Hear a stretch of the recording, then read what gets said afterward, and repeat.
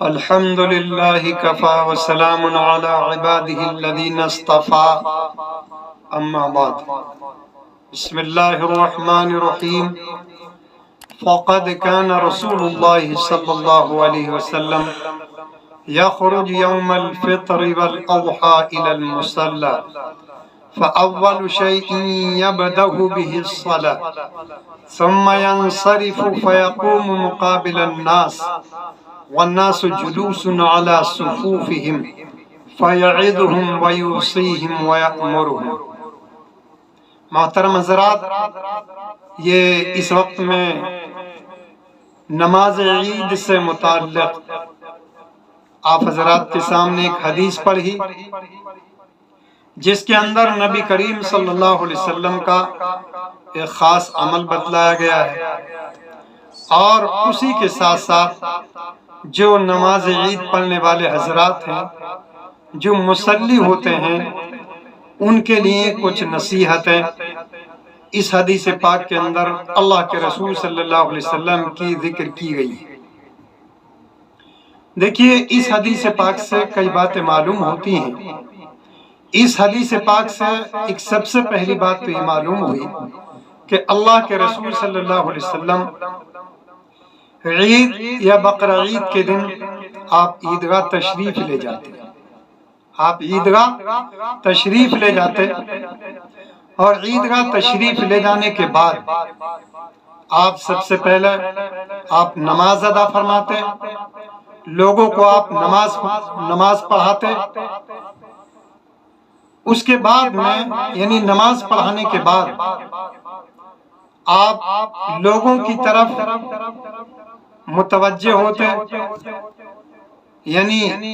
نماز کے بعد آپ کھڑے ہو جاتے اور لوگوں کی طرف اپنا چہرہ کر کے آپ کھڑے ہو جاتے، اور اس کے بعد میں آپ خطبہ بیان فرماتے۔ تو بہرحال اس حدیث پاک سے ایک بات یہ معلوم ہوئی کہ دیکھیے، جب خطبہ پڑھا جائے تو اس وقت میں خطبے کا سننا واجب ہوتا ہے، خطبے کا سننا واجب ہوتا ہے، اور اسی کے ساتھ ساتھ ایک بات یہ معلوم ہوئی کہ خطبے کے دوران کسی بھی طرح کا کوئی شور و غل،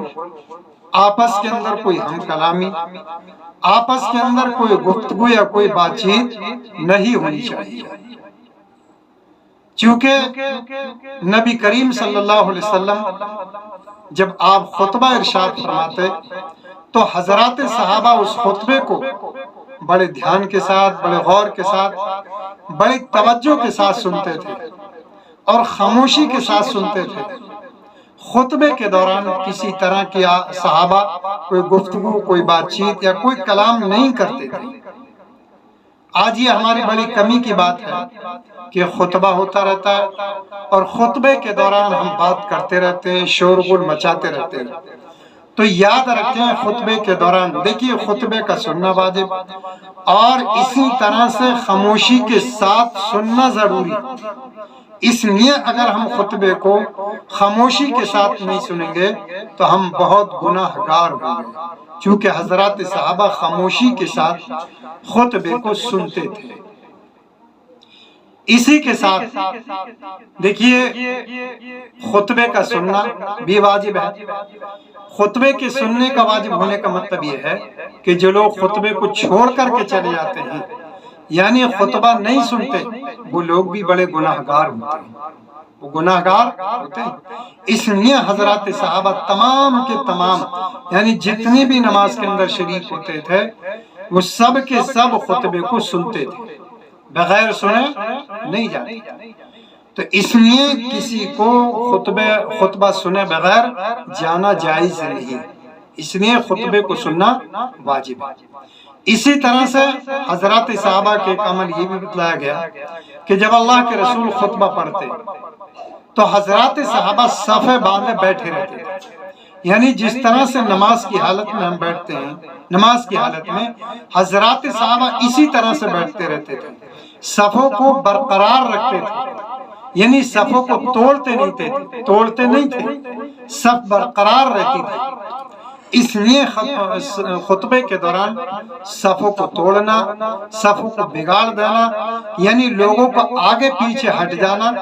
یہ بھی ایک برا عمل ہے۔ بلکہ ادب یہ ہے کہ آدمی جو ہے صفیں بنا کر کے بیٹھا رہے،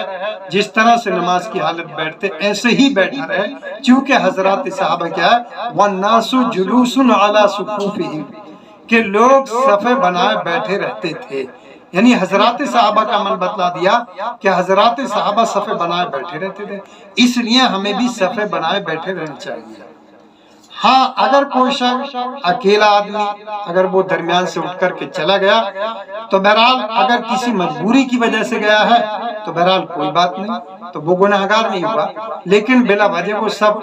جو ہے سب کے درمیان سے اٹھ کر کے چلا گیا تو بہرحال وہ اکیلا خود ہی گناہگار ہوگا اور لوگ گناہگار نہیں ہوں گے۔ تو بہرحال اس حدیث پاک سے یہ چند نصیحت ہے، اور یوں کہہ لیجئے کہ حضرات صحابہ کا عمل اس سے معلوم ہوا۔ ہم کو چاہیے کہ جس طرح سے حضرات صحابہ نماز عید ادا فرماتے تھے، اور جس طرح سے جو ہے سلام پھیرنے کے بعد جس طرح خطبہ سنتے تھے، خطبے کے درمیان جس طرح خاموشی کے ساتھ صفیں بنا بیٹھتے تھے اور اٹھ کر کے نہیں جاتے تھے، اسی طرح سے ہم کو چاہیے کہ اسی طرح سے ہم بھی نماز پڑھیں تاکہ مکمل طور پر نماز عید کا ہمیں ثواب ملے۔ اللہ تعالیٰ عمل کی توفیق عطا فرمائے۔ وآخر دعوانا الحمدللہ رب العالمین۔